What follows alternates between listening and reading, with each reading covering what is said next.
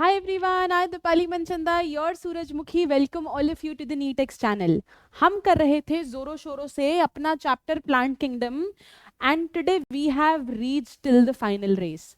Final race का end आ गया है हमारे पास, क्योंकि आज हम कवर करने वाले हैं एंजियोस्पर्म्स। हमारी जर्नी छोटे छोटे पैकेट्स में चल रही थी, बढ़िया से हमने एल्गे किया, ब्रायो किया, टेरिडोफाइट्स किया, लास्ट लेक्चर में जिम्नोस्पर्म्स किया, सीड हैबिट को, सीड फॉर्मेशन की ज़रूरतों को अच्छे से समझा। और आज हम करेंगे इस चैप्टर को ultimately and with our topic angiosperms. बेटा अगर मैं एंजियोस्पर्म्स की बात करूं और एवोल्यूशन की बात साथ में करूं तो आपको समझना पड़ेगा कि जैसे जैसे मैं एल्गी से एंजियोस्पर्म्स में आई, मैंने एक जर्नी देखी गेमीटोफाइट के डोमिनेंट होने से लेकर स्पोरोफाइट के डोमिनेंट बनने तक। तो अगर मैं हमारे एंजियोस्पर्म्स की बात करूं, इनको मैं बहुत कॉमनली लेमैन लैंग्वेज में फ्लावरिंग प्लांट्स बोल देती हूँ। तो एंजियोस्पर्म्स कुछ और नहीं है, but they are all the flowering plants that we see around us. Angiosperms क्या है बेटा? मेरे फ्लावरिंग प्लांट्स हैं, और ये सबसे ज्यादा कॉम्प्लेक्स और एडवांस्ड प्लांट्स हैं among everything we have covered so far. तभी तो हम इन्हें लास्ट में कर रहे हैं बेटा, क्योंकि ये सबसे इवॉल्व्ड ग्रुप है मेरे एंजियोस्पर्म्स। अब अगर मैं एंजियोस्पर्म्स को दो पार्ट में डिवाइड करूं, तो आपको एंजियो वर्ड नजर आता है और आपको स्पर्मा वर्ड नजर आता है, यानी कि स्पर्म्स वर्ड। तो ये तो आपको ऑलरेडी पता है कि जो मैंने ये स्पर्म्स या फिर स्पर्मा वर्ड यूज किया, इसका मतलब है सीड। इसका मतलब एंजियोस्पर्म सीड बियरिंग प्लांट्स तो हैं। मुझे इतना भी पता है कि अगर मैं जिम्नो से इनको कंपेयर करूं तो यहां पर my seed is covered inside the fruit wall. मुझे पता है my seed is covered inside the fruit wall, this is also clear. अब ये एनजीओ का क्या मतलब है? तो चलिए बच्चा पार्टी, हम शुरू करते हैं एंजियोस्पर्म्स को और इसका भी मतलब देखते हैं। अगर मैं आपको एनजीओ का मतलब पूछूं तो आपने इस वर्ड को बहुत बार सुना है बट ध्यान नहीं दिया। बेटा कोई भी हार्ट से रिलेटेड सर्जरी होती है तो आपने सुना कि एंजियोप्लास्टी, एंजियोजेनेसिस एक्सेट्रा एक्सेट्रा।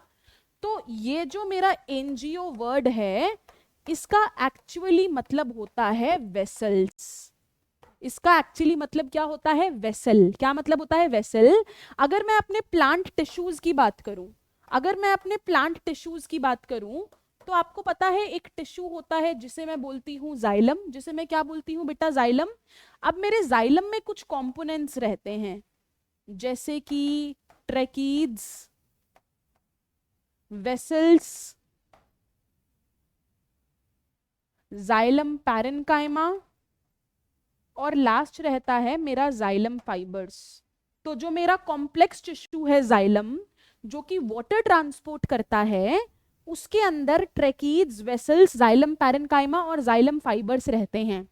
तो अगर मैं इससे पहला ग्रुप यानी कि जिम्नोस्पर्म्स की बात करूं, जिम्नोस्पर्म्स के वुड में वेसल प्रेजेंट नहीं थी। The wood was vesselless. यहां पर मेरे पास जो वुड है उसके अंदर वेसल्स प्रेजेंट हैं, इसीलिए इनका नाम पड़ा एंजियोस्पर्म्स। कि हाँ जी, ये वो वुड बनाएंगे जिनमें वेसल्स प्रेजेंट रहेंगी। हाँ जी, ये वो वाले प्लांट्स हैं जिसमें सीड बनेगा and the seed will also be covered inside the fruit wall. समझ गए बेटा? इंट्रोडक्शन समझ आया एंजियोस्पर्म्स मेरे फ्लावरिंग प्लांट्स का? तो हम स्टार्ट करते हैं एंजियोस्पर्म्स से। अभी तक मैंने आपको इसके दो फीचर्स बताए कि यहां पर जो वुड रहेगी उसके अंदर vessels will be present, vessels उसके अंदर प्रेजेंट रहेंगी, और यहां पर क्या बनता है? सीड बनता है, and the seed will be covered also. ये तो हमने लास्ट क्लास में भी डिस्कस किया था कि सीड कवर्ड रहेगा, इतना भी मुझे पता है। और मेरे एंजियोस्पर्म्स ही मेरे फ्लावरिंग प्लांट्स हैं, कि मेरे एंजियोस्पर्म्स ही क्या हैं बेटा? मेरे फ्लावरिंग प्लांट्स कहलाते हैं। ठीक है, इसी के साथ ये देखिए कि मेरे एंजियोस्पर्म्स बहुत ही वेरिएबल हैं अपने साइज की रेंज में।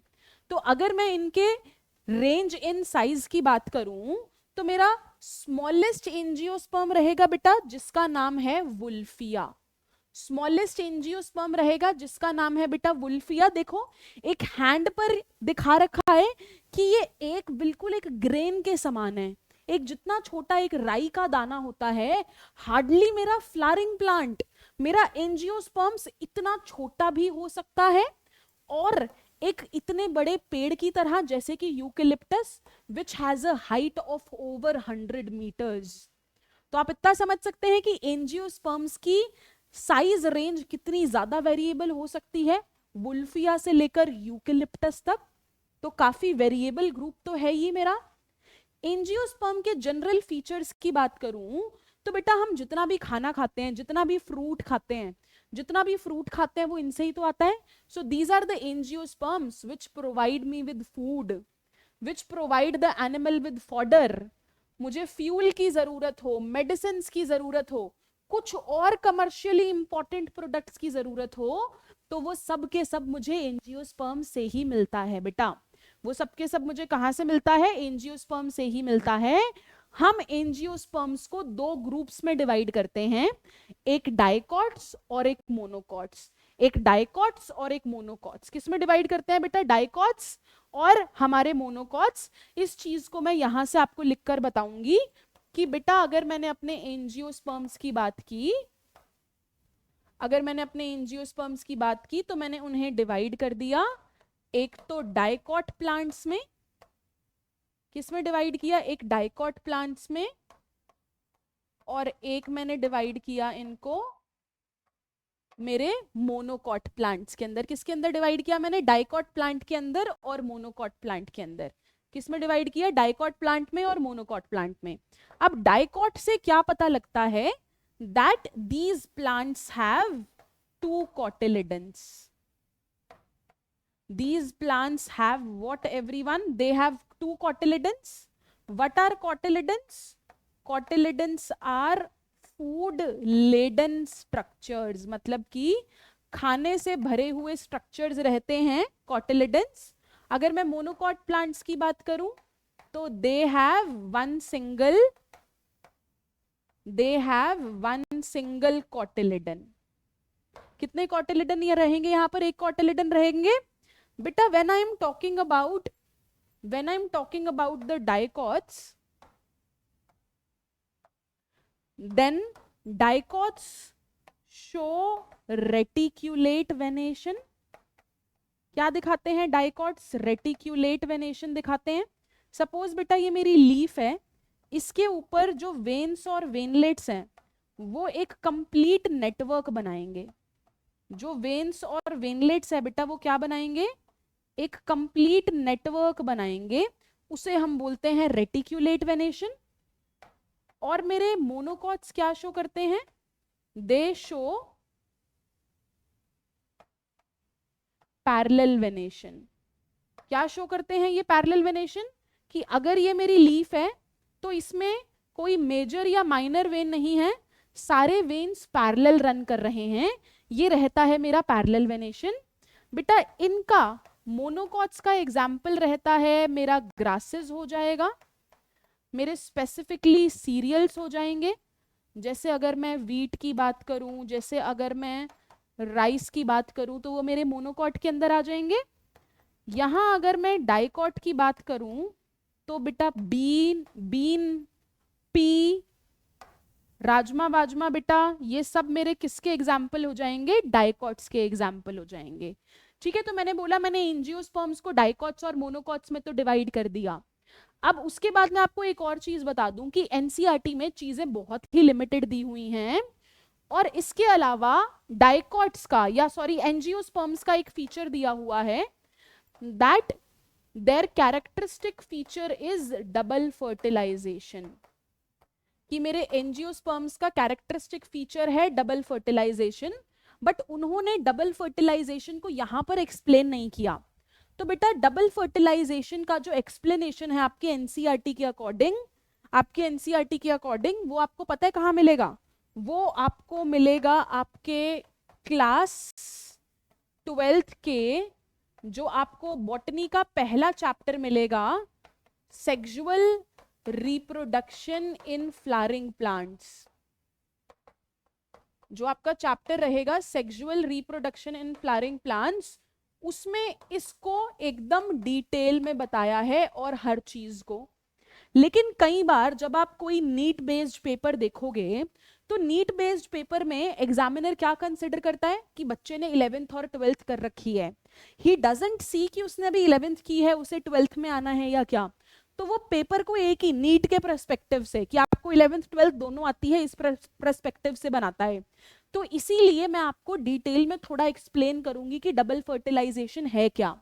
तो जो आज आप रिप्रोडक्शन इन एंजियोस्पर्म समझोगे, ये टॉपिक हम एग्जैक्टली अपनी 12th क्लास में रिपीट करने वाले हैं। ये टॉपिक हम अपनी 12th क्लास में क्या करने वाले हैं, रिपीट एनीवे हम ये टॉपिक करने वाले हैं। लेकिन अभी भी जो मैं आपको बता रही हूं वो 12th की एनसीईआरटी बेस्ड ही चीजें हैं, ठीक है। तो पेशेंस से पढ़ना, और अगर आपको ये वाली चीजें 11th की एनसीईआरटी के प्लांट किंगडम में ना दिखे तो घबराना मत, क्योंकि आपको क्वेश्चंस जरूर दिखेंगे जो मैं आपको पढ़ा रही हूं। इस लेक्चर के बाद हम 4 या 5 क्वेश्चंस करेंगे जिससे आपको पता लगेगा कि हाँ जी ये पढ़ना बहुत ही जरूरी था इस पॉइंट ऑफ टाइम पर, ठीक है। I hope it is clear everyone. कुछ भी है, मैं ही तो आपको पढ़ा रही हूं तो आपको सब कुछ समझ आएगा, आपको एकदम टेंशन लेने की जरूरत नहीं है। उसके साथ मैं आपको क्या समझाऊंगी, डबल फर्टिलाइजेशन। जैसे ही हम डबल फर्टिलाइजेशन समझ लेंगे इसका मतलब हमारा एंजियोस्पर्म्स खत्म हो जाएगा, क्योंकि जितना आपकी एनसीईआरटी की बुक में दिया था उतना मैंने आपको ऑलरेडी बता दिया है। We'll take 15-20 minutes to understand double fertilization अपने हिसाब से, जो कि आपके कॉन्सेप्ट्स बिल्ड करेगा, आपको आगे हेल्प करेगा। तो अगर मुझे फर्टिलाइजेशन करनी है, अगर प्लांट को फर्टिलाइजेशन करनी है, सो आई हैव दिस रियलाइजेशन कि मुझे 2 चीजें चाहिए रहेंगी डबल फर्टिलाइजेशन के लिए। एक तो मेल गैमीट की आवश्यकता रहेगी और एक फीमेल गैमीट की आवश्यकता रहेगी। तो मैं अपनी जर्नी को मेल और फीमेल गैमीट तक पहुंचने की अभी ही स्टार्ट कर देती हूं कि अगर मैं आपसे बात करती हूं एक फ्लावर की जिसमें स्टिग्मा स्टाइल ओवरी है और जिसमें मेरे पास स्टेमेंस प्रेजेंट हैं, ये मेरे पास पेटल्स हो गई, और ये नीचे स्वोलन स्ट्रक्चर जिस पर सारे पार्ट्स हैं इसको मैं थैलेमस बुलाती हूं। ये भी आपसे मॉर्फोलॉजी में मैं इन डिटेल डिस्कस करूंगी। तो अगर मैं इसके एक पार्ट की बात करूं जिसको ये लीजिए मैंने बोल दिया स्टेमेन, ठीक है बेटा, इस पार्ट को मैंने क्या बोल दिया मैम, ये मेल रिप्रोडक्टिव पार्ट है जिसको मैंने स्टेमेन बोला। और फर्दर मेरे पास स्टेमेन के 2 पार्ट्स हैं, ये ऊपर वाले पार्ट को एंथर बोला, नीचे वाले स्टॉक को हमने क्या बोल दिया, हमने इसको बोल दिया फिलामेंट बोल दिया। अब अगर मैं आपको एंथर का स्ट्रक्चर दिखाऊं, किसका स्ट्रक्चर दिखाऊं बेटा, एंथर का स्ट्रक्चर, तो एंथर के स्ट्रक्चर में आपको कुछ ऐसा सा स्ट्रक्चर मिलेगा जब मैं इस एंथर को कट करूंगी। जब मैं इस एंथर को कट करूंगी तो आपको कुछ ऐसा 4 कोनों वाला टेट्रागोनल स्ट्रक्चर मिलेगा। ये मैंने एंथर को कट किया तो मुझे ऐसा 4 कोने का स्ट्रक्चर मिलेगा बेटा टेट्रागोनल, जिसके अंदर मुझे 4 स्पोर सैक नजर आएंगे। क्या नजर आएंगे बेटा, 4 स्पोर सैक। इन स्पोर सैक्स को मैं बोलती हूं माइक्रोस्पोरेंजियम। एक स्पोर सैक को मैं क्या बुलाऊंगी, माइक्रोस्पोरेंजियम कहकर बुलाऊंगी। क्या कहकर बुलाऊंगी, माइक्रोस्पोरेंजियम। मुझे कितने स्पोर सैक्स नजर आ रहे हैं, 1 2 3 4। और इतना भी समझना रहेगा कि इन स्पोर सैक्स के अंदर क्या प्रेजेंट रहता है बेटा, ये तो आपको पता है, ये तो आपको पता है कि इन स्पोर सैक्स के अंदर मुझे ये जो स्ट्रक्चर मिलते हैं ये होते हैं मेरे पोलन ग्रेन्स। ये क्या होते हैं, मेरे पोलन ग्रेन्स होते हैं, राइट। इतना क्लैरिटी है। तो अब देखो मैंने आपसे बात की अभी तक एंथर की, किसकी बात की, एंथर की। तो मैं आपको बता दूं कि एंथर के अंदर आपको 2 लोब्स मिलेंगे, lobe number 1, lobe number 2। Anther के अंदर आपको 2 लोब्स मिलेंगे, जैसे 2 लोब्स नजर आ रहे हैं बेटा। हर लोब के अंदर 2 थीका, थीका एक कैविटी के समान है। यहां थीका 1, यहां थीका 2,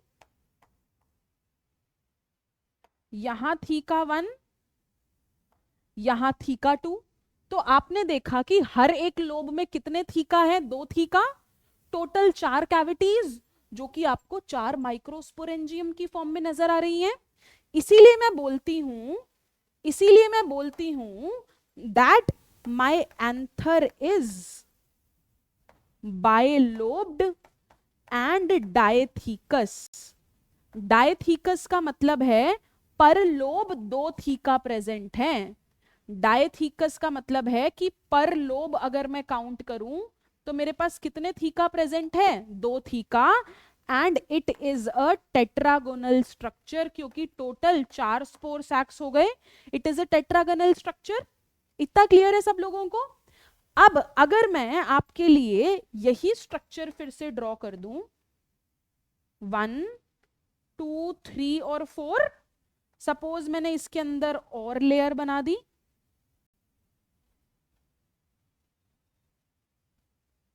सपोज मैंने इसके अंदर और लेयर बना दी। समझ रहे हो बेटा साथ साथ, हाँ कि नहीं? सपोज मैंने इसके अंदर बना दिए ये और स्पोर सैक्स 4, 1 2 3 और 4, 3 और ये लीजिए 4 ऐसे बना दिए। तो बेटा ये एक लोब एंथर का, ये दूसरा लोब, दोनों लोब के अंदर 2-2 थीका। इनको कनेक्ट करने वाला स्ट्रक्चर बीच में प्रेजेंट होता है जिसको मैं कनेक्टिव बोल देती हूं। अब मैं आपको एंथर की वॉल लेयर्स बता रही हूं बेटा। क्या बता रही हूं मैं आपको? एंथर की वॉल लेयर्स। सबसे बाहर वाली लेयर को हम बोलते हैं एपिडर्मिस। क्या बोलते हैं सबसे बाहर वाली लेयर को? एपिडर्मिस। एपिडर्मिस प्रोटेक्शन प्रोवाइड करेगी। उसके अंदर वाली लेयर को बोलेंगे एंडोथीशियम। उसके अंदर के लेयर को क्या बोलेंगे बेटा? एंडोथीशियम। उसके अंदर बेटा मल्टीपल लेयर्स होती हैं जिन्हें मैं बुलाती हूं मिडल लेयर्स। क्या बुलाती हूं जिन्हें मैं? Middle layers. और मिडल लेयर्स के जो सबसे अंदर वाली आखिरी लेयर है उसे मैं बुलाती हूं टेपिटम। और इसके अंदर आपके बनेंगे बेटा पोलन ग्रेन्स। इसके अंदर आपके बनते हैं पोलन ग्रेन्स। तो अगर मैं आपसे डिस्कस करूं तो एपिडर्मिस का मेजर फंक्शन क्या रहेगा? सबसे बाहर है तो प्रोटेक्शन का पर्पस रहेगा। जो एंडोथीशियम उससे अंदर वाली लेयर है वो कंट्रोल करती है एंथर का फटना।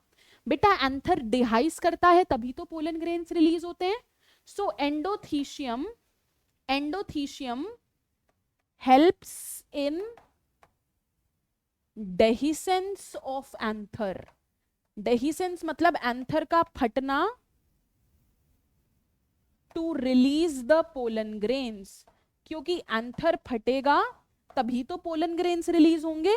उसमें कौन हेल्प करती है? मेरी एंडोथीशियम लेयर। उसके बाद मल्टीपल लेयर्स मिडल लेयर की रहेंगी, प्रोटेक्शन प्रोवाइड कर सकते हैं। बेटा जो टेपिटम है वो कौन सी लेयर है? Inner most layer. और इनर मोस्ट लेयर का काम क्या होता है? इनर मोस्ट लेयर इसका काम है बेटा मेरे डेवलपिंग पोलन ग्रेन्स को न्यूट्रिशन प्रोवाइड करना। Nutrition to developing pollen grains. इनका काम क्या है? इसके अंदर जो पोलन ग्रेन्स डेवलप हो रहे हैं उनको न्यूट्रिशन प्रोवाइड करना। बेटा जो भी सेल न्यूट्रिशन प्रोवाइड करते हैं उनका जो साइटोप्लाज्म है वो बहुत ही डेंस होता है, उनके अंदर मल्टीपल न्यूक्लियाई होते हैं। तो कोई भी सेल जो न्यूट्रिशन प्रोवाइड, जो न्यूट्रिटिव टिश्यू की तरह एक्ट करेगा, इट कुड बी पॉलीप्लॉइड, उसका साइटोप्लाज्म बहुत ही डेंस रहेगा। तो मैंने आपको अब तक क्या बताया? ये फ्लावर के अंदर का मेल रिप्रोडक्टिव स्ट्रक्चर से स्टार्ट किया विच इज स्टेमेन। स्टेमेन के 2 पार्ट्स एंथर और फिलामेंट। एंथर के स्ट्रक्चर को कट किया तो ये टेट्रागोनल स्ट्रक्चर मिलेगा जिसमें 4 माइक्रोस्पोरेंजिया अलग अलग कोनों पर। माइक्रोस्पोरेंजिया के अंदर पोलन ग्रेन्स बनेंगे। हर एक एंथर के अंदर 2 लोब्स, हर एक लोब के अंदर 2 थीका प्रेजेंट है बेटा। और अगर मैं इनकी वॉल लेयर्स को देखूं, सबसे बाहर वाली लेयर एपिडर्मिस, उससे अंदर एंडोथीशियम, उससे अंदर 2 से 4 मिडल लेयर्स हो सकती हैं, और उसके अंदर टेपिटम लेयर जो कि मेरे डेवलपिंग पोलन ग्रेन्स को प्रोवाइड करेंगी न्यूट्रिशन। तो अभी तक आपको एक फ्लावर से एक पोलन ग्रेन तक का रास्ता समझ आया। एक फ्लावर से एक पोलन ग्रेन तक का रास्ता आपको समझ आया। तो अगर मैं आपके लिए सपोज कीजिए कि मैंने आपके लिए ये एक पोलन ग्रेन ड्रॉ किया। क्या ड्रॉ किया बेटा मैंने आपके लिए एक पोलन ग्रेन? तो पोलन ग्रेन की 2 वॉल लेयर्स रहती है। बाहर वाली वॉल लेयर को बोलते हैं एक्साइन, EXINE। और अंदर वाली लेयर को क्या बोलते हैं? इंटाइन। बाहर वाली को एक्साइन, अंदर वाली को इंटाइन। बेटा एक्साइन एक बहुत ही ज्यादा स्ट्रॉन्ग ऑर्गेनिक एसिड की बनी है, जिसे मैं एक बहुत ही स्ट्रॉन्ग मटेरियल की बनी है, जिसको कि कोई अल्कली ऑर्गेनिक एसिड कोई असर कर ही नहीं सकता है। The strong compound is sporopollenin. तो एक्साइन एक बहुत ही हार्ड और रेजिस्टेंट मटेरियल की बनी है, जिसे मैं बोलती हूं स्पोरोपोलिनिन। और जो मेरी इंटाइन है बेटा, वो नॉर्मल सेल्यूलोस और पेक्टोज की बनी रहेगी। किस चीज की बनी रहेगी? सेल्यूलोस और पेक्टोज की बनी रहेगी। अब एक और चीज समझिए कि अगर ये मेरा पोलन ग्रेन है, अगर सपोज कीजिए ये मेरा पोलन ग्रेन है, तो पोलन ग्रेन को पोलन ट्यूब भी तो बनानी है बेटा। पोलन ग्रेन को क्या बनानी रहती है? पोलन ट्यूब भी तो बनानी रहती है। अब वो जो पोलन ट्यूब है वो एक्साइन बना रही है या इंटाइन बना रही है? जरा देख के बताओ बेटा। This is the intine layer, this is the intine layer, जो कि क्या बनाएगी?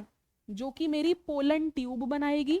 अब पोलन ट्यूब को रास्ता तो चाहिए बाहर जाने का, इसीलिए यहां पर प्रेजेंट है मेरा एक पोर।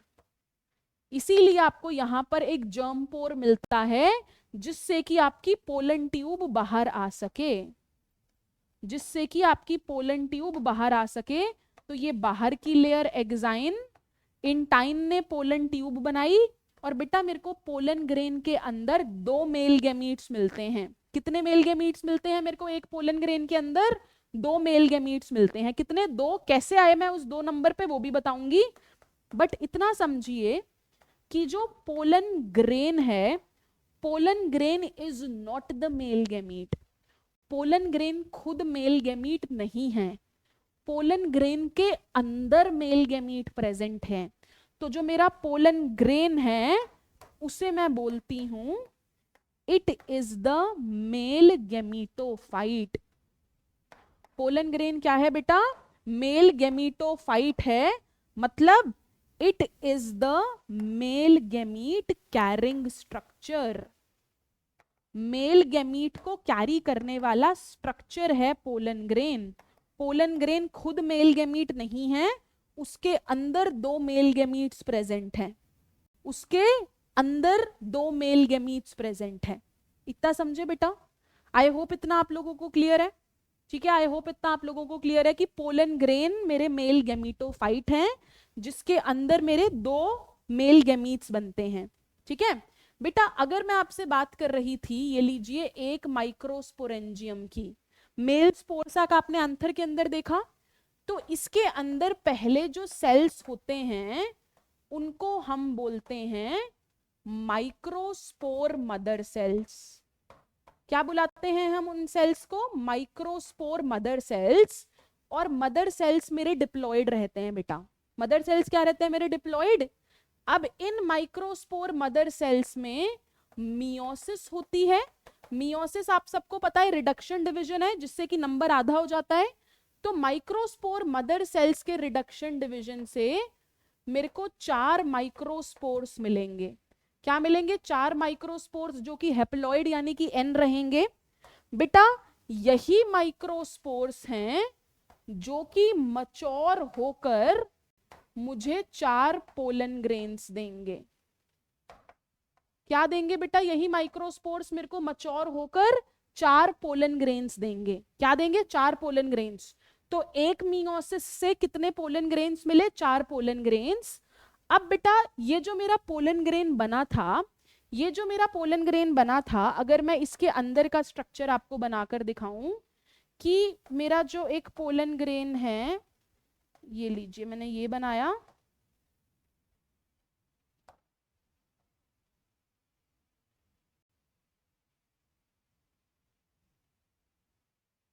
तो ये जो आपका पोलन ग्रेन है इसमें आपको 2 सेल्स मिलेंगे बेटा।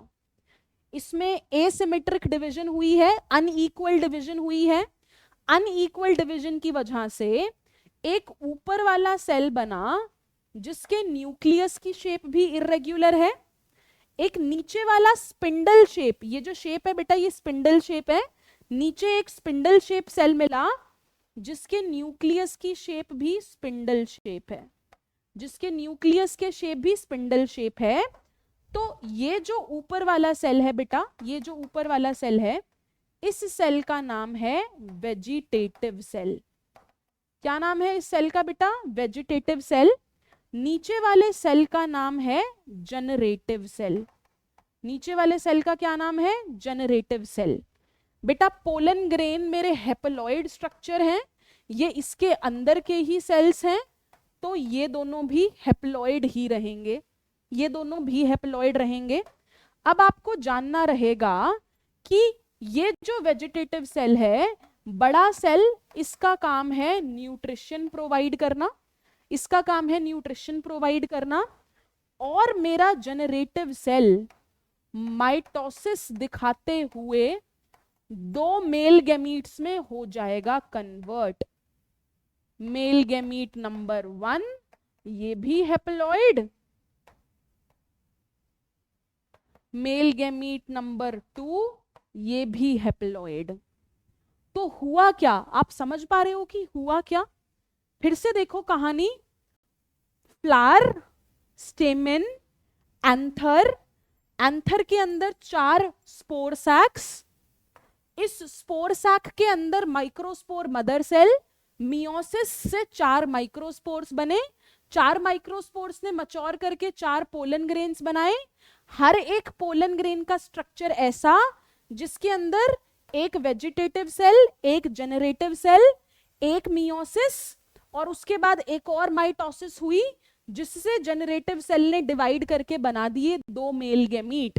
तो मैं पहुंच गई हूं इस स्टेज पर जिसमें मेरे को पोलन ग्रेन के अंदर 2 मेल गैमीट मिलेंगे। तो मेल गैमीट तक पहुंच गई। अब किसका सफर देखेंगे हम? फीमेल गैमीट का, फिर डबल फर्टिलाइजेशन जिसके साथ हो जाएगा मेरा एंजियोस्पर्म कंप्लीट। बेटा बिलीव मी, जब आप 12th में जाओगे आपके लिए वो जो चैप्टर रहेगा sexual reproduction in flowering plants, it will make so much sense to you. ठीक है, क्योंकि ये बेसिक चीजें हैं जो आपको पता होनी चाहिए। आपको मैं रटवाना नहीं चाहती कि डबल फर्टिलाइजेशन हो गई। कैसे डबल फर्टिलाइजेशन हो गई भाई? तो इसीलिए मैंने आपको पूरा सफर मेरे पोलन ग्रेन का इसीलिए एक्सप्लेन किया है कि ऐसे ऐसे मैं पहुंच गई मेल गैमीट तक। अब मैं मेल गैमीट तक पहुंच गई हूं कि पोलन ग्रेन के अंदर मेल गैमीट है। अब मैं किस चीज की बात करना चाहती हूं बेटा? मैं फीमेल काउंटर पार्ट की बात करना चाहती हूं। मुझे पता है कि स्टिग्मा, स्टाइल और ओवरी होता है। क्या होता है बेटा? स्टिग्मा, स्टाइल और ओवरी। ओवरी के अंदर मेरे को एक स्ट्रक्चर मिलता है जिसे मैं ओव्यूल बोलती हूं। ये मेरी ओवरी है, और मैम ओवरी के अंदर एक स्ट्रक्चर मिलता है जिसे मैं क्या बोलती हूँ? ओव्यूल। क्या बोलती हूँ जिसे बेटा? ओव्यूल बोलती हूँ। बेटा ओव्यूल के अंदर ना बड़े सारे सेल्स होते हैं।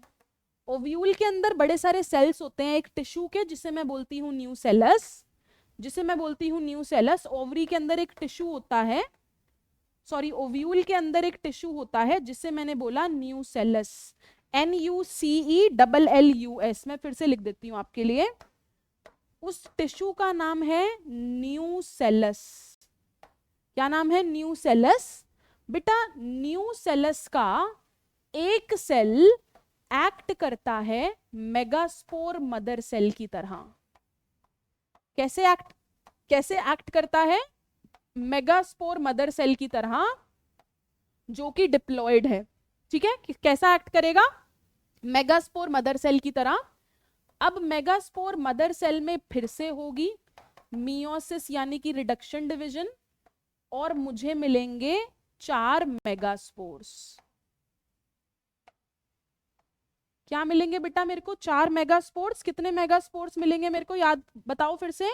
1 2 3 4, 4 मेगास्पोर्स मिलेंगे।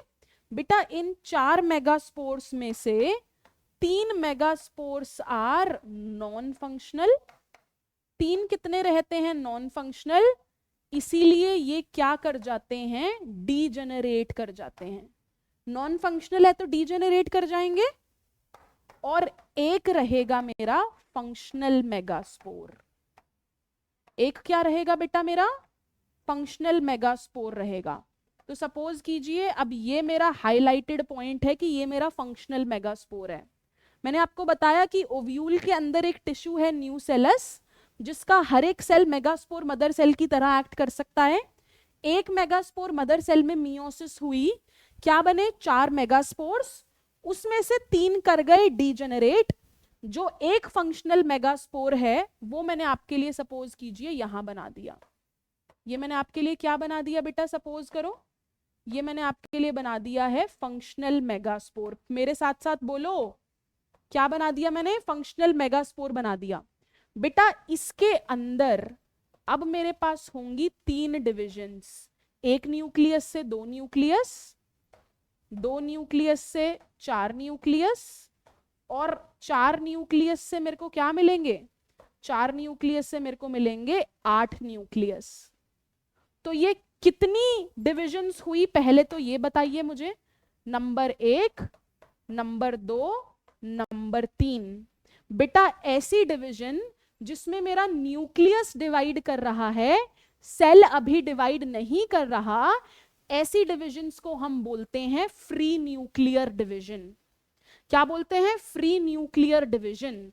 मेरा मेगास्पोर मदर सेल N था और अब मैंने माइटोसिस करी, बट कैसी माइटोसिस, फ्री न्यूक्लियर।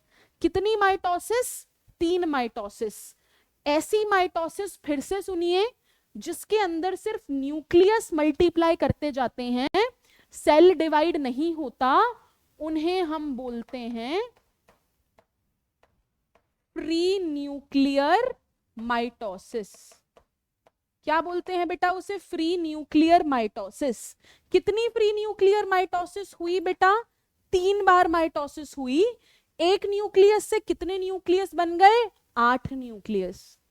एक न्यूक्लियस से कितने न्यूक्लियस बन गए, 8 न्यूक्लियस। आपको याद है कि माइक्रोस्पोर जो पोलन ग्रेन था उसके अंदर मेल गैमीट थे, तो मेगास्पोर के अंदर ही आपको एग सेल भी मिलेगा। तो अब मैं अगर इस स्ट्रक्चर को मैच्योर फॉर्म में देखूं, ये स्ट्रक्चर जिसमें एक के अंदर 8 न्यूक्लियस हैं, जब ये मैच्योर होगा बेटा, तो ये एक स्ट्रक्चर बनाएगा, जिसे मैं बुलाती हूं एम्ब्रियो सैक। ये फंक्शनल, वेरी इंपॉर्टेंट एवरीवन, ये फंक्शनल मेगास्पोर जिसमें 8 न्यूक्लियस हैं अभी, जब इसकी वॉल वगैरह ले होंगी तो मैच्योर होके ये जो फाइनल स्ट्रक्चर बनाएगा उसे हम बुलाते हैं एम्ब्रियो सैक। क्या बुलाते हैं उसे हम, एम्ब्रियो सैक। अब हमें सिर्फ इस एम्ब्रियो सैक का स्ट्रक्चर देखना है ताकि मैं अपनी फीमेल गैमीट तक पहुंच सकूं और डबल फर्टिलाइजेशन के टॉपिक को कर सकूं खत्म। तो ये लीजिए, मैं कहां आऊंगी बेटा, अब डबल फर्टिलाइजेशन का टॉपिक खत्म करना है तो मैं कहां पर आऊंगी बेटा, मैं आऊंगी अपने एम्ब्रियो सैक के स्ट्रक्चर पर। किस पर आऊंगी मैं, अपने एम्ब्रियो सैक के स्ट्रक्चर पर। मेरे को चाहिए यहां पर थोड़ी सी स्पेस, इस पार्ट को मैं इरेज कर रही हूं बेटा, इस पार्ट को मैं इरेज कर रही हूं क्योंकि मैं आपके लिए एक एम्ब्रियो सैक ड्रॉ करना चाहती हूं। So everyone let me draw an embryo sac, let me draw the structure of an embryo sac for you. मैं इस चीज को यहां पर जरूर मेंशन कर देती हूं that I was here, stigma, style, ovary, ovary के अंदर ओव्यूल था, जिसके अंदर मैंने आपको टिश्यू बताया जिसका नाम था न्यूसेलस। न्यूसेलस के एक सेल ने एक्ट किया था मेगास्पोर मदर सेल की तरह। ये मेरी ओवरी थी, ये मेरी क्या थी, ओवरी थी। अब मैं आपके लिए क्या ड्रॉ करने वाली हूं बेटा, अब मैं आपके लिए एक एम्ब्रियो सैक ड्रॉ करने वाली हूं। क्या ड्रॉ करने वाली हूं बेटा मैं आपके लिए, एक एम्ब्रियो सैक। तो सपोज कीजिए कि वो स्ट्रक्चर जो कि ये है, इसने मैच्योर होके मेरा एम्ब्रियो सैक बनाया। तो बेटा मेरे एम्ब्रियो सैक के अंदर 2 पोल्स होते हैं, 2 एंड्स होते हैं। तो इस वाले एंड को मैं बुला देती हूं माइक्रोपाइलर एंड। क्या बुलाती हूं बेटा, इस एंड को मैं माइक्रोपाइलर एंड, और इस वाले एंड को मैं बुला देती हूं चलाजल एंड। इस वाले एंड को क्या बुला देती हूँ, चलाजल एंड। बेटा मेरे चलाजल एंड वाले साइड मुझे 3 सेल्स मिलते हैं। क्या मिलते हैं मेरे को, 3 सेल्स। मतलब वो जो 3 न्यूक्लियस थे उन्होंने आसपास अपने सेल बना लिए, तो मुझे 3 सेल्स मिले। इन 3 सेल्स का नाम रहेगा एंटीपोडल सेल्स। क्या नाम रहेगा बेटा इन 3 सेल्स का, एंटीपोडल सेल। ये कितने हैं, 3 है नंबर में। ऐसे ही माइक्रोपाइलर एंड पर भी मुझे 1 सेल मिलेगा, 2 सेल मिलेगा और एक तीसरा सेल और मिलेगा। ठीक है, अब इनके नाम लिख लेते हैं बेटा। तो ये जो 2 सेल्स आपको नीचे नजर आ रहे हैं, ये 2 सेल्स हैं मेरे साइनर्जिड या फिर साइनर्जिड सेल्स। कितने, 2। और उसके ऊपर ये जो सेल जिसको मैं हाईलाइट कर रही हूं बच्चा party, this is the egg cell, this is the egg cell. तो मुझे मेरा फीमेल गैमीट यहां से मिला। तो मैंने मेल गैमीट इससे पहले आपके लिए दिखाया। इससे पहले मैंने आपको बताया कि देखो ये जनरेटिव सेल था, इसने डिवाइड करके मेरे को 2 मेल गैमीट दे दिए। मेरे पोलन ग्रेन के अंदर 2 मेल गैमीट है। अब मैं आपको इस स्ट्रक्चर के थ्रू फंक्शनल मेगास्पोर तक लाई, इस स्ट्रक्चर तक लाई, एम्ब्रियो सैक तक लाई और उसमें मैंने आपको एग सेल दिखा दिया। अब इतना समझो कि यहां पर अभी मेरे 6 न्यूक्लियस तो पूरे हो गए, 1 2 3 4 5 6। 2 और न्यूक्लियस सेंटर में सेल नहीं बनाते, बट एज न्यूक्लियस प्रेजेंट हैं। इनको हम बोलते हैं पोलर न्यूक्लियाई। इनको हम क्या बोलते हैं बेटा, पोलर न्यूक्लियाई बोलते हैं। इनका नंबर 2 है। और ये जो पूरा के पूरा सेल है जिसमें सब कुछ प्रेजेंट है, इस सेल का नाम है सेंट्रल सेल। इस सेल का क्या नाम है बेटा, सेंट्रल सेल। इस सेल का क्या नाम है, सेंट्रल सेल। तो ये जो आप स्ट्रक्चर देख रहे हो, ये एक मच्योर एम्ब्रियो सैक का स्ट्रक्चर है। एंजियोस्पर्म के मच्योर एम्ब्रियो सैक का स्ट्रक्चर है ये जो आप अभी देख रहे हो। बेटा इस एम्ब्रियो सैक के अंदर 7 सेल्स और 8 न्यूक्लियस हैं। बहुत ही फेवरेट क्वेश्चन एग्जामिनर्स का। कितने सेल्स और कितने न्यूक्लियस, 7 सेल्स और 8 न्यूक्लियस। 8 न्यूक्लियस तो आपको नजर आ रहे हैं, 1 2 3 4 5 6 7 8 सेल्स गिनते हैं बेटा। 3 सेल्स इधर, 3 सेल्स इधर और एक सेंट्रल सेल बेटा। एक ये सेंट्रल सेल भी गिनना है। तो जो मेरा मच्योर एम्ब्रियो सैक है, याद रखना that this mature embryo sac is 7 celled and 8 nucleate. ये कैसा स्ट्रक्चर है, 7 सेल्ड और 8 न्यूक्लिएट स्ट्रक्चर है मेरा मच्योर एम्ब्रियो सैक। और बेटा ये एम्ब्रियो सैक ही तो है जो कि मेरा क्या है, फीमेल गैमीटोफाइट है। क्या है बेटा ये मेरा फीमेल गैमीटोफाइट। बोले तो it bears the female gamete. Gametophyte किसको बोलते हैं, जो गैमीट को कैरी करे। मुझे पता है कि एग मेरा फीमेल गैमीट है। फीमेल गैमीट को कौन कैरी कर रहा है, एम्ब्रियो सैक कैरी कर रहा है। तो pollen grain male gametophyte, embryo sac जिसके इमीडिएटली अंदर मेरा एग प्रेजेंट है, ये क्या होता है, फीमेल गैमीटोफाइट।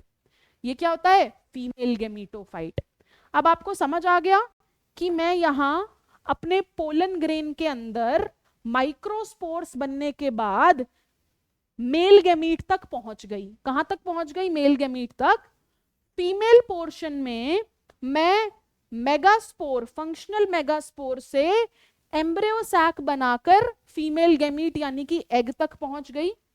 अब जब मैं एग और मेल गैमीट तक पहुंच गई हूं, अब मैं तैयार हूं अपने डबल फर्टिलाइजेशन के लिए। अब फ्लावर तैयार है डबल फर्टिलाइजेशन के लिए। अब समझिए कि हुआ क्या। बस आखिरी 5 मिनट बेटा, आखिरी 5 मिनट ध्यान से समझो। मैं इसको थोड़ा सा मैथ्स की इक्वेशन की फॉर्म में लिखूंगी ताकि आपको समझ आए। बेटा सपोज कीजिए कि ये मेरा मेल गैमीट नंबर 1, ये मेरा मेल गैमीट नंबर 1, ये फ्यूज करेगा मेरे एग सेल के साथ। किसके साथ फ्यूज करेगा, एग सेल के साथ। ये भी हैप्लॉइड, ये भी हैप्लॉइड। इन्होंने एक स्ट्रक्चर बनाया जिसका नाम है जायगोट, एक प्रोसेस से, जिस प्रोसेस का नाम है सिनगेमी। जिस प्रोसेस का क्या नाम है बेटा? सिनगेमी। ये जो जायगोट है ये डिप्लॉइड स्ट्रक्चर, ये रही मेरी इक्वेशन नंबर 1। ये क्या रही मेरी? Equation number 1। अब मेरे दूसरे मेल गैमीट को भी ठिकाने लगाना है, दूसरे मेल गैमीट को भी ठिकाने लगाना है। बट इतना समझो बेटा, इतना समझो, क्या आपने देखा था, क्या आपने देखा था कि अगर मैं आपके लिए एम्ब्रियो सैक का स्ट्रक्चर बनाऊं तो उसके अंदर सेंटर में 2 पोलर न्यूक्लियाई थे। क्या थे? 2 पोलर न्यूक्लियाई। बेटा ये जो पोलर न्यूक्लियाई हैं ये एक दूसरे से मिलकर एक 2n स्ट्रक्चर बना लेते हैं जिसे मैं बुलाती हूं सेकेंडरी न्यूक्लियस। क्या बुला देती हूं इसे बेटा? Secondary nucleus. तो जो 2 मेरे पोलर न्यूक्लियाई थे सेंट्रल सेल के अंदर, उन्होंने मिलकर एक डिप्लॉइड स्ट्रक्चर बनाया जिसे मैंने बोला सेकेंडरी न्यूक्लियस। तो अब देखो मेरा दूसरा मेल गैमीट जो कि हैप्लॉइड था, ये फ्यूज करता है मेरे सेकेंडरी न्यूक्लियस के साथ। किसके साथ? सेकेंडरी न्यूक्लियस के साथ, जो कि डिप्लॉइड है। अब 2n और n मिलाकर एक स्ट्रक्चर बनाएगा जिसे मैं बोलूंगी पेन, प्राइमरी एंडोस्पर्म न्यूक्लियस, जो कि ट्रिप्लॉइड स्ट्रक्चर है, 3n स्ट्रक्चर है। क्योंकि इसमें 3n स्ट्रक्चर 2n और n को मिलाकर बना, इसीलिए इस स्टेप को मैं बुला देती हूं ट्रिपल फ्यूजन। क्या बुलाती हूं मैं इस स्टेप को? Triple fusion. और इस इक्वेशन को इक्वेशन नंबर 2। इस PEN का काम है, इस PEN का काम है एंडोस्पर्म बनाना। यानी कि जो मेरा डेवलपिंग जायगोट है, यानी कि जो मेरा नया प्लांट है, उसको खाना प्रोवाइड करने का काम एंडोस्पर्म करता है। एंडोस्पर्म, यही मेरी एंजियोस्पर्म्स की अडेप्टेशन है। बेटा मेरे एंजियोस्पर्म्स में एंडोस्पर्म जायगोट बनने से पहले ही बन जाता है, ताकि ऐसा ना हो कि जायगोट बन गया और खाना नहीं प्रेजेंट है।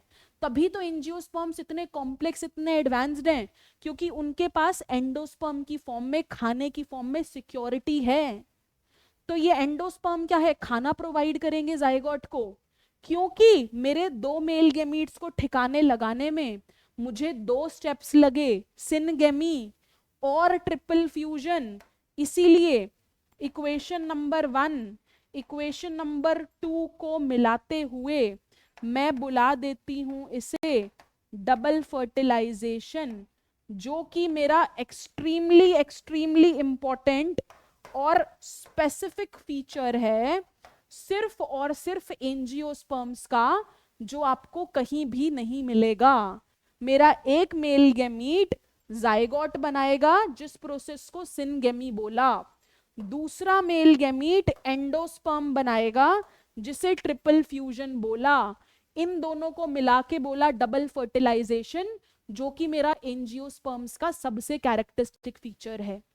बेटा मैं चाहती तो आपको सिर्फ ये चीज बता देती, लेकिन ये मेल गैमीट और ये फीमेल गैमीट आया कहां से, इससे रिलेटेड आपसे सवाल पूछ लिए जाते हैं कई बार बाय द एग्जामिनर्स।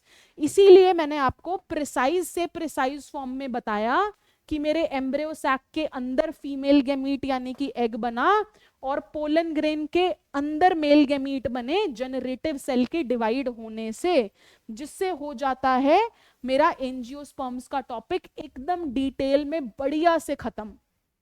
अगर आपको इसमें कोई भी दिक्कत है बेटा, you can reach out to me, मुझे मेंशन कर दीजिए। अगर आप कोई भी कमेंट करते हैं, अगर आप वीडियो पे कोई भी कमेंट कर रहे हो, प्लीज मेक श्योर कि आप @ मेरा यूट्यूब हैंडल डाल के ऐड कर दीजिए, सो दैट जब आप कमेंट ऐड करोगे I would get a notification. ठीक है, तो इतना याद रखिएगा।